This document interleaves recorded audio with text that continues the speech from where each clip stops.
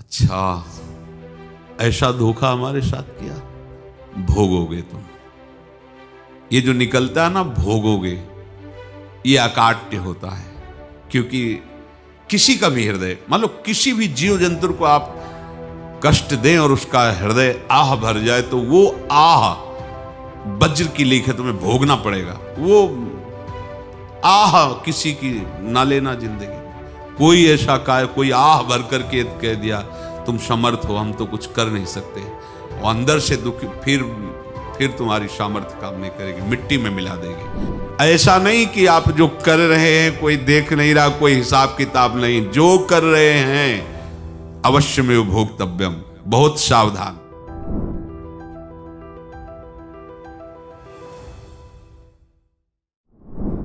जीव स्वयं नित्य निरंतर कर्मों के जाल को रच रहा है और अपने आप को बांध रहा है। आपको मुक्त होना है, बंधना नहीं है। जीव का जन्म कर्मों के अनुबंध से होता है, कर्मों के बंधन से होता है, और उसको अपना ऋण चुकाना होता है। कर्मानुबंध ये बहुत सूक्ष्म विषय है। जैसे आप जिस परिवार में जन्म लिए हैं, तो उस परिवार के लोगों से आपका ऋण है, इसलिए उसी परिवार में आप आए हैं।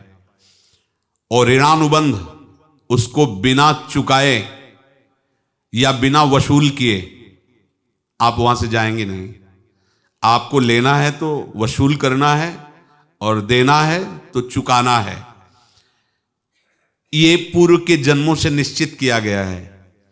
जैसे किसी के यहां पुत्र हुआ, जन्म से ही पैसा खर्चा शुरू हुआ, जो बड़ा हुआ तो उद्दंडता के द्वारा मार पूरे परिवार को क्लेश पर क्लेश देता चला जा रहा है। ये तुम्हारे कर्म का फल है। या ऐसे शक्तिहीन बुद्धिहीन ऐसे पागल पूरे जीवन सेवा करो, तुमसे अपना हिसाब चुकाने के लिए वो आया है। अब परिवार के जो सदस्य जुड़े आके, मतलब पत्नी आते ही पूरी हृदय में आनंद, परिवार में आनंद, और जीवन भर वो आनंद ही सुख देने के लिए उसका जन्म हुआ। वो अपना ऋणानुबंध मुक्त, और आते ही भयंकर क्लेश खड़ा कर दिया, बीच में दीवाल और झगड़ा वैसा, फिर अतरे दिन मारपीट शुरू, कलह अशांति, पूरा जीवन नरक हिसाब करने आए। यहां ऋण चुकाए बिना कोई जा नहीं सकता, ऋण चुकाना पड़ेगा। किसी का ऋण वसूल करना है तो किसी को ऋण चुकाना है, दोनों काम करने होते हैं। अनेक जन्मों में अनेक लोगों के साथ हमने जो बर्ताव किए हैं, अच्छे या बुरे, वो होंगे। अब किसी आदमी को हम जानते नहीं, अचानक मिला, अचानक टक्कर लगा और मार पीट गाली गुप्ता सब कर दिया, चुपचाप सह लो। क्यों? ये आपका हिसाब है, पूर्व का हिसाब। हमारा उससे कोई द्वेष नहीं, कोई संकल्प नहीं। अचानक घटना घटी और हमसे द्वेष करने लगा, हमें पीटने लगा, हमें गालियां दे, ये हिसाब है, चुपचाप सह जाओ। अपने घर का भाई ही भारी दुश्मन बन गया और क्लेश दे, हिसाब है। एक प्रभुदत्त ब्रह्मचारी जी की वाणी में पढ़ा था, एक महात्मा जी भ्रमण करते थे, तो उस समय असरफियां चलती थी, मोहरे असरफियां, तो उनको भेंट में देते लोग। तो या तो ठाकुर सेवा में लगे तत्काल, या संत सेवा में तत्काल लगे, उसका संग्रह करके डोलना ये ठीक नहीं है बैरागी के लिए, सिद्धांत में ये ठीक नहीं है। तो जब 2, 4, 6, 8 ऐसे मोहरे हुई, तो उन्होंने विचार किया कि और भ्रमण करके जब काफी मोहरे हो जाएंगी तो प्रयागराज में जब कुंभ पड़ता है, एक बार पूरे सब अखाड़े के संतों को, अलग अलग संप्रदाय सब संतों को बुलाएंगे और सबको पवाएंगे। अब साधु है तो यही विचार करेगा, और क्या विचार करेगा। तो उन्होंने ऐसे डंडा बनवाया, बेंत, जो ऊपर से चूड़ीदार और भीतर पोला, और मोहरे उसमें डालते गए।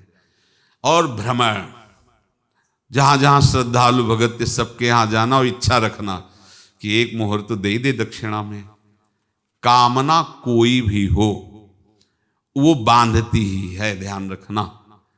इसीलिए प्रभु जो चाहे वो करे, अपनी चाह नहीं रखनी चाहिए, अपनी चाह प्रभु की चाह में मिला देनी चाहिए। धीरे धीरे वो छड़ी भर गई। भ्रमण करने वाले महात्मा चूड़ी लगाई, इंतजार करते रहे। जब प्रयाग का कुंभ पड़ा तो चले। तो रास्ते में एक गांव में पूछा जाता है, जैसे कहीं रुको कि कोई श्रद्धालु ऐसा है जो संत सेवी है। तो कुछ लोगों ने बताया, हाँ एक परिवार है बहुत संत सेवी है और आपको मिलाते हैं उनसे। आइए महाराज, घर में रुका। खूब अच्छा हलवा पूड़ी पवाया और जो घर के मालिक थे चरण दबाए। चरण दबाते दबाते उनकी दृष्टि पड़ी उस डंडे पे। इतना मोटा और ऊपर से कुछ चूड़ी सी भी नजर आ रही, इस डंडे में तो कोई रहस्य है ही है। अब महात्मा जी को खवा पिला के सुला दिया। महात्मा जी जब सो गए तो पत्नी से धीरे से कहा, वो डंडा लाओ बाबा जी का डंडा। वो चूड़ीदार जो ही खोला पलटाया तो सैकड़ों मोहरे। ऐसे संत रोज पधारे भगवान, तुम आनंद हो जाए फिर क्या। पत्नी से कहा, नाप के कंकड़ लाओ। वो तो महात्मा जी तो खाए खीर पूड़ी, आराम से सो रहे।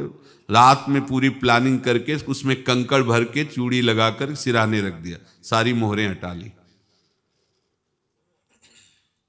महात्मा जी आराम से छड़ी उठाए तो वजन पक्का। वैसे बड़े लोग चतुर होते हैं, पर ये नहीं जानते कि कर्म कितना भयानक होता है।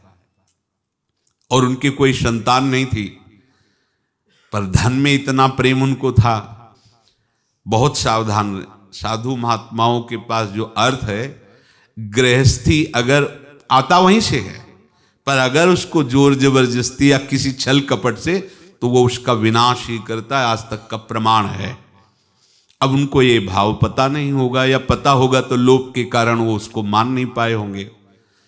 महात्मा जी गए प्रयाग में, किसी अखाड़े पर रुके और वहां प्रार्थना की कि कल जो है संपूर्ण अखाड़ों का निमंत्रण किया जाए और सब संतों को भोग पवाया जाए और उनको दक्षिणा भी दी जाए। महंत ने सोचा कि बहुत बड़ा है तो उत्सव है, क्योंकि प्रयाग में कितने हजारों संत महात्मा सब। तो उनका महाराज बोरों इसमें चीनी और टीनों घी लगेगा, सब व्यवस्था। बोले आप मंगाइए, एक एक हिसाब हम करेंगे, हमारे पास सब व्यवस्था है।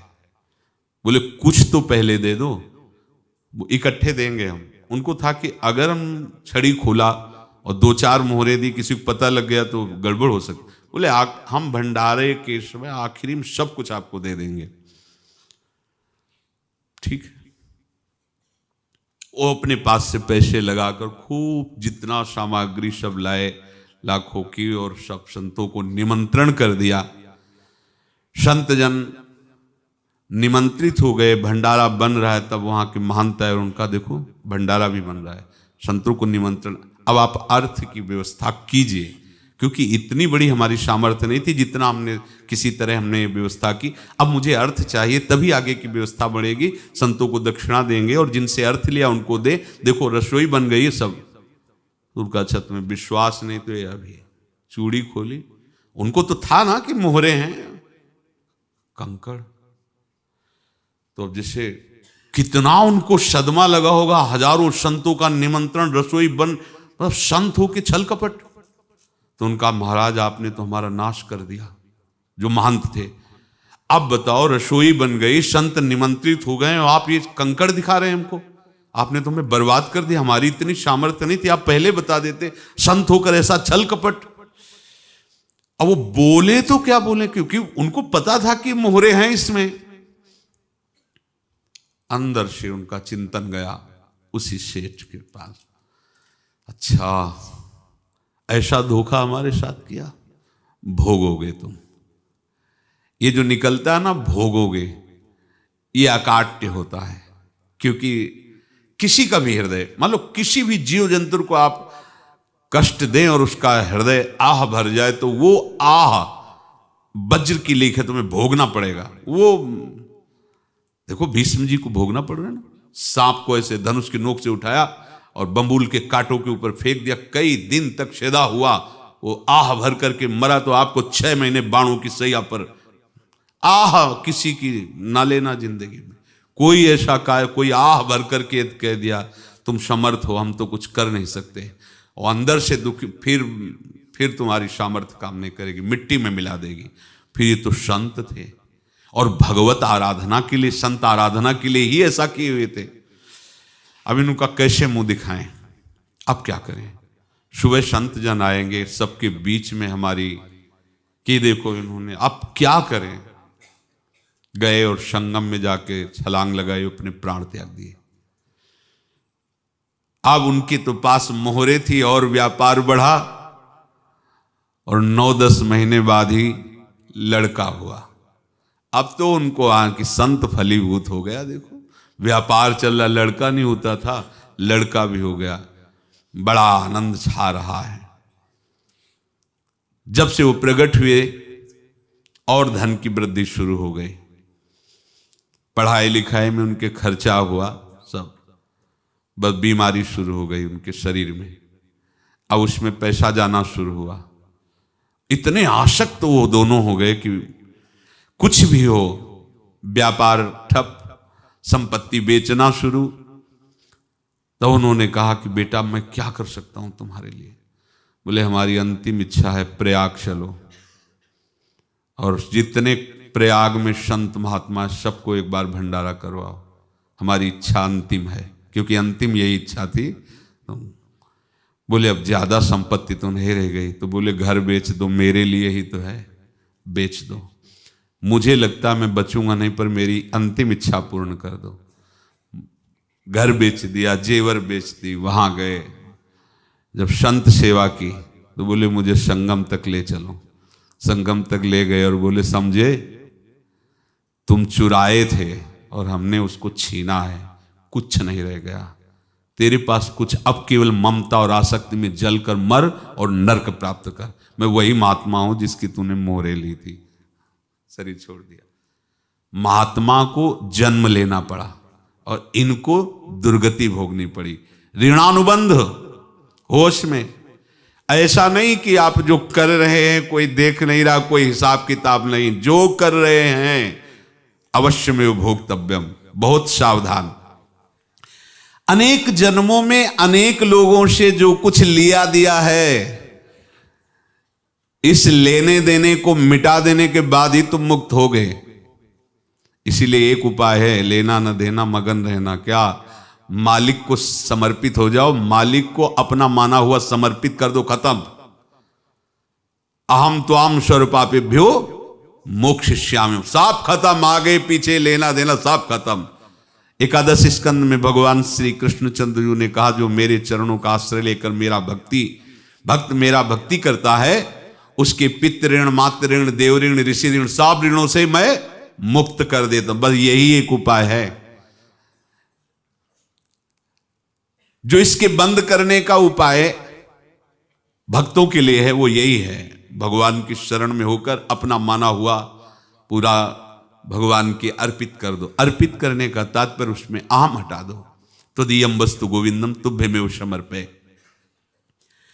जिनसे तुमने सेवा करवाई है उनकी सेवा करनी पड़ेगी, जिनसे तुमने जो कुछ लिया है उनको देना पड़ेगा। ये लेने देने का व्यापार जब तक समाप्त नहीं होगा तब तक तुम्हारा जन्म मरण चलता रहेगा। अब आपको यहां समझना है, यदि आपसे किसी ने पैसे लिए बेईमानी करके नहीं दे रहा है तो आप उसको गाली मत दीजिए, आपने बेईमानी की थी इसलिए आपकी बेईमानी हुई है, ले गया, कोई बात नहीं है, बंधन से मुक्त हुए, जो बोझा था चला गया। उसको ऐसा ना देखे कि ये बेईमान हमारे रुपए मार लिए, अब जो कुछ होगा देखेंगे। अगर आप आगे नया कुछ करते हैं तो फिर आगे का हिसाब आपको भोगना पड़ेगा, ध्यान रखना। ऐसा नहीं है कि आपको भोगना नहीं पड़ेगा। एक ही उपाय है कि अब जो शरीर धारण किए इसी में जो भोग ले, आगे ना होना चाहिए। तो क्या करे? सर्वतो भावेन भगवान की शरण ले ले। ये तो सर्वाणि कर्माणि मयि सन्न्यस्य मत्पराः अनन्येनैव योगेन माम ध्यायन्तु उपासते तेषामहं समुद्धर्ता मृत्यु संसार से। ये बड़ा कठिन है पार होना, कोई छोटी मोटी बात है। एक महात्मा बाल्यावस्था से भजन करते थे, शालिग्राम भगवान पास रखते थे और उन्हीं की आराधना करके बस पाठ नाम जप और भ्रमण करते थे। यौवन अवस्था थी, गंगा जी के किनारे अपने ठाकुर को विराजमान करके स्नान करने के लिए कपड़ा ही उतार रहे थे कि 90 लोग आ गए, भाला तलवार सब ले, मारो मारो इसको मारो, घेर लिया। तो उन्होंने हाथ जोड़कर कहा हमने क्या अपराध किया, कोई सुन ही नहीं रहा। तो उन्होंने कहा मार तो डालोगे ही आप 90 लोग, हम कोई अस्त्र शस्त्र तो लिए नहीं, एक बार हमें गंगा में डुबकी लगा देने दो और अपने ठाकुर को स्नान करा देने दो, फिर इसके बाद आप मार देना। भगवत इच्छा से वो लोग रुक गए, स्नान किया और अंदर से प्रार्थना की, प्रभु ये क्या लीला है आपकी, आपके सिवा मेरा कोई है नहीं और ये मुझे मारना चाहते हैं। तो भगवान ने जानते हो क्या कहा उनके अंतर में, तुम मेरे में ध्यानस्थ हो करके शरीर को छोड़ो, ये लोग मारेंगे, ये मेरे भजन का फल है कि तुम्हें 90 जन्म नहीं लेना पड़ेगा, एक ही जन्म में 90 मिलके, तुमने 90 हिंसा की थी पूर्व में, तो तुम्हें 90 बार जन्म लेना होता और एक एक करके मारते। ये मेरे भजन का प्रताप है कि एक बार में ही 90 का हिसाब हो जाएगा। तुम आंख मूंदो, मेरे ध्यान में मगन रहो, मेरे प्रताप से तुम्हें कोई चोट नहीं होगी और स्वाभाविक मूर्छावस्था में प्राण तुम्हारे छूट जाए। ऐसा ही हुआ, ऐसा हुआ। तो ये बात समझ लो कि ये जो कर्मानुबंध है, ऋणानुबंध है। अब देखो, अगर शाप महात्माओं ने दिया कि तुम्हारे वंश का इससे विनाश होगा, तो भगवान भी परम धाम जा रहे तो उसी कील से, बाण की नोक में जो मछली लील गई थी छोटा कण, उसी से की नोक बनाई और उसी नोक को प्रहार किया, भगवान के श्री चरण में वही बाण की नोक लगी और भगवान ने स्वीकार किया ना। भगवान का बड़ा लीला विचित्र है।